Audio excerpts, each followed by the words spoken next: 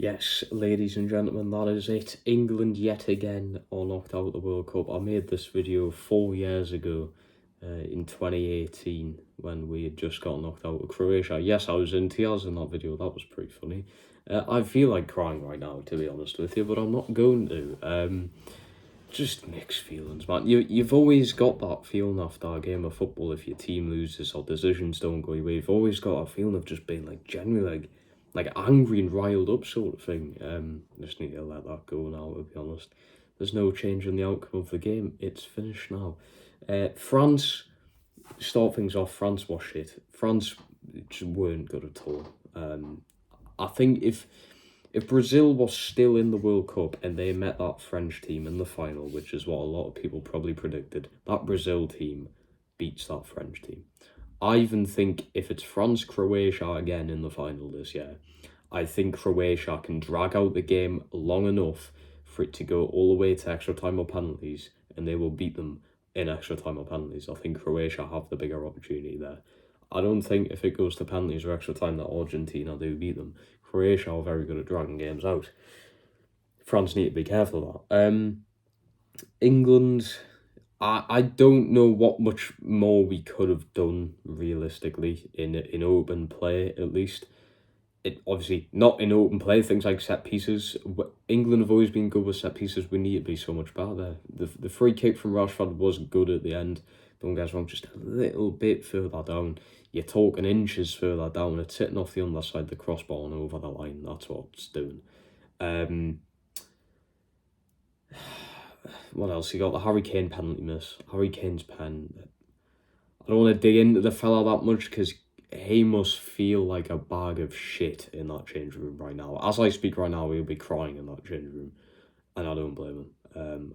I feel my heart goes out at Harry Kane. You've got to have that anger towards him. It's a penalty. Harry Kane could take 100 penalties and most likely score at least 99 of them. He'll only miss that one that he did in the World Cup quarter-finals against France. That'll always be remembered in history, that, and that's a horrible thing to go against Harry Kane. A bit of a positive, he's now joint top goal scorer of England of all time. He will beat that. We've got the Euros coming up, and I think it's like 2 years. You've got more like international friendlies that'll happen, and he's bound to score. You know what Harry Kane's like. He's been the best goal scorer we've had in a very fucking long time. So, the heart goes out at Harry Kane. Fair enough. I think tactically, there's not much more Southgate could have done. I think he, persuaded the team to make the team feel like they are better than they actually are because they're playing France. It's always going to be tough bonds. Play your heart out, lads. Play for that badge. And that's what a few players did do. Jude Bellingham, I've never rated the kid highly, but after the World Cup, what a player he is, honestly. I think Jude Bellingham had his best game today. And he didn't score and he didn't get an assist like he has in previous games. But Jude Bellingham was running the show today. He was incredible.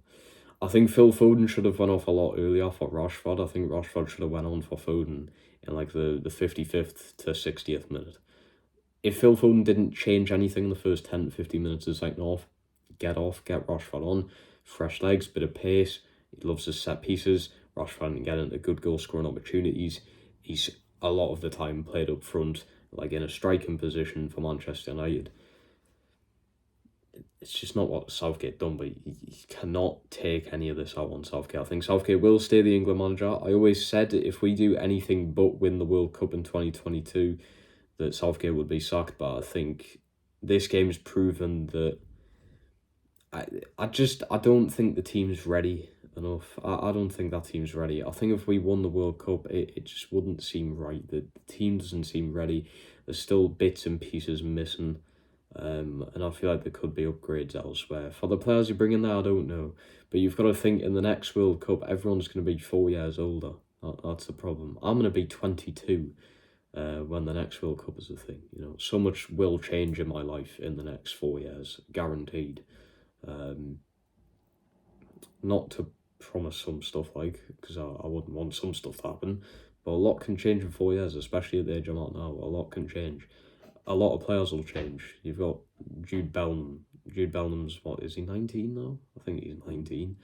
He'll most likely be a Premier League player in the summer. He might have 3 or 4 years experience in the Premier League by the next World Cup, which is going to do him the world good. I think Jude Bellingham overall has been the best player on the World Cup, and with a bit more experience in there, and he'll be a lot older, that'll obviously help. Harry Maguire, he was good for once. He was bad against Senegal.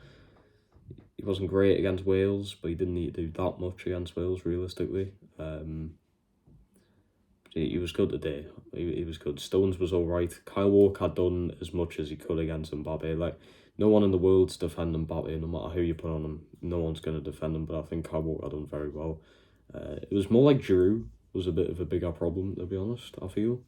And that was the thing you need to look for when you're playing them. Because Giroud can really throw you off the game. If you're focusing too much on Mbappe, Giroud's going to come out of nowhere, you know what I mean? But yeah, I think overall a takeaway from this, England will be back. Euros, I think we'll have a good run. And then next World Cup in 2026. Hopefully it's in the summer as well, not the winter. I'm in a fucking Christmas jumper watching an England game with Christmas decorations downstairs. It doesn't feel right. But yeah, hopefully by the next World Cup, it's actually in the summer again. That would be brilliant. Anyway, if you guys did enjoy this video, please smash the like button, subscribe to the channel, turn notifications on, and I'll see you in the next one. Peace.